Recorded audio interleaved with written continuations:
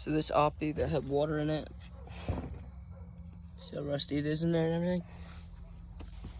Can't get the flow out, even broke a bolt trying to pull it and broke the crankshaft. So I'm gonna let it on fire for heat. Maybe it'll pop now. I doubt it. At this point, it's just for fun, to be honest. That is not good. All I care about is that starter. And still use it. Plenty of heat. It's blue fire all the way down the keyway.